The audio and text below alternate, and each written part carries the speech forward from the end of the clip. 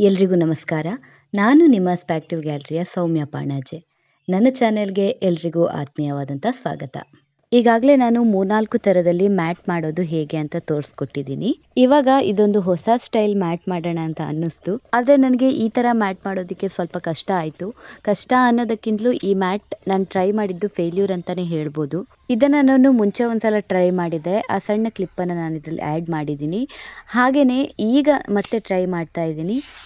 ಮತ್ತೇನು ಫೇಲ್ಯೂರ್ ಆಗಿದೆ, ಆದರೂ ಪರವಾಗಿಲ್ಲ, ಮಾಡೋ ರೀತಿ ವಿಧಾನ ಗೊತ್ತಾದರೆ ಸಾಕು ಅಂಥೇಳಿ ಈ ವಿಡಿಯೋ ಅಪ್ಲೋಡ್ ಮಾಡಿದ್ದೀನಿ. ಮೊದಲಿಗೆ ವಿಡಿಯೋದಲ್ಲಿ ಕಾಣೋ ಥರ ಬಟ್ಟೆನ 2ರಿಂದ 2.5 ಇಂಚು ಅಳತೆಯಲ್ಲಿ ಕಟ್ ಮಾಡ್ಕೋಬೇಕು. ನಾವು ಬೇರೆ ಥರ ಮ್ಯಾಟ್ ಮಾಡಿ ಉಳಿದಿರುವಂತಹ ಸಣ್ಣ ಸಣ್ಣ ಪೀಸ್ಗಳಲ್ಲಿ ಈ ಥರ ಕಟ್ ಮಾಡ್ಕೋಬೋದು. ಈ ಮ್ಯಾಟ್ ಮಾಡೋದಕ್ಕೆ ಬಟ್ಟೆಯ ಸಣ್ಣ ಸಣ್ಣ ಪೀಸ್ಗಳು ತುಂಬಾ ಬೇಕಾಗ್ತವೆ. ಅದರಲ್ಲೂ ಕಲರ್ಫುಲ್ ಆಗಿದ್ದರೆ ಇನ್ನೂ ಚೆನ್ನಾಗೇ ಕಾಣಿಸುತ್ತೆ. ನಮ್ಮ ಮನೆಯಲ್ಲಿ ನಾವು ಬಳಕೆ ಮಾಡಿದಂತಹ ಹಳೆಯ ಬಟ್ಟೆಗಳು ಇರ್ತವೆ, ಅವುಗಳನ್ನು ಇದಕ್ಕೆ ಯೂಸ್ ಮಾಡ್ಕೋಬೋದು.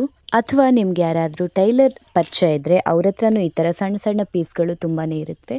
ಹೋಗಿ ಕೇಳಿದರೆ, ರಿಕ್ವೆಸ್ಟ್ ಮಾಡಿಕೊಂಡ್ರೆ ಅವರು ಖಂಡಿತವಾಗ್ಲೂ ಕೊಡ್ತಾರೆ. ನೋಡಿ, ಈ ಥರ ಸಣ್ಣ ಸಣ್ಣ ಪೀಸ್ಗಳನ್ನಾಗಿ ಕಟ್ ಮಾಡ್ಕೊಂಡಿಟ್ಟಿದ್ದೀನಿ.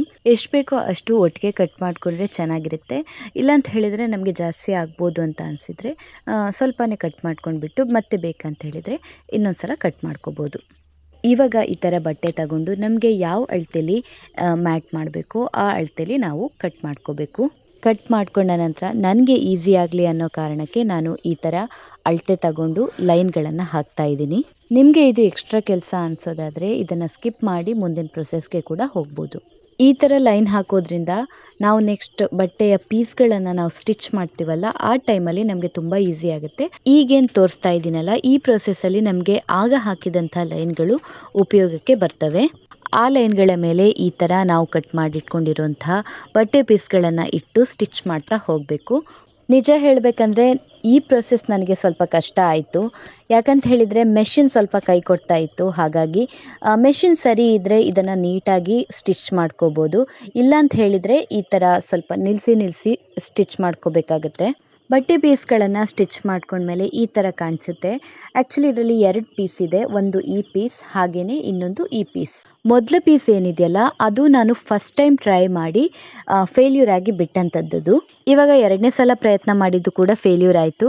ಹಾಗಂತ ಅದನ್ನು ವೇಸ್ಟ್ ಮಾಡೋದು ಬೇಡ ಅಂತ ಹೇಳಿ ಈ ಥರ 2 ಪೀಸನ್ನು ಸೇರಿಸಿ ಒಂದು ಮ್ಯಾಟ್ ಥರ ಮಾಡಿದ್ದೀನಿ. ಎರಡನ್ನೂ ಸೇರಿಸಿದಾಗ ಮ್ಯಾಟು ಕಲರ್ಫುಲ್ ಆಗಿ ತುಂಬ ಚೆನ್ನಾಗಿ ಕಾಣಿಸ್ತಾ ಇತ್ತು. ಹಾಗಾಗಿ ಫೇಲ್ಯೂರ್ ಆದರೂ ವೇಸ್ಟ್ ಆಗಲಿಲ್ಲ ಅಂತ ತುಂಬ ಖುಷಿ ಆಯಿತು. ಹಾಗಾಗಿ ಇದನ್ನು ನಿಮ್ಮ ಜೊತೆ ಹಂಚ್ಕೊಳ್ಳೋಣ ಅಂಥೇಳಿ ಈ ವಿಡಿಯೋ ಅಪ್ಲೋಡ್ ಮಾಡಿದ್ದೀನಿ. ನಿಮಗೆ ಈ ವಿಡಿಯೋ ಇಷ್ಟ ಆದರೆ ಲೈಕ್ ಮಾಡಿ, ಕಮೆಂಟ್ ಮಾಡಿ, ಶೇರ್ ಮಾಡಿ, ಸಬ್ಸ್ಕ್ರೈಬ್ ಆಗಿ, ಬೆಲ್ ಬಟನ್ ಕ್ಲಿಕ್ ಮಾಡೋದನ್ನು ಮರಿಬೇಡಿ. ಇನ್ನೊಂದು ವಿಡಿಯೋದಲ್ಲಿ ಇನ್ನೊಂದು ವಿಷಯದ ಜೊತೆ ಸಿಗ್ತೀನಿ. ನನ್ನ ಚಾನೆಲ್ ನೋಡ್ತಿರೋದಕ್ಕೆ ಎಲ್ರಿಗೂ ಥ್ಯಾಂಕ್ ಯು.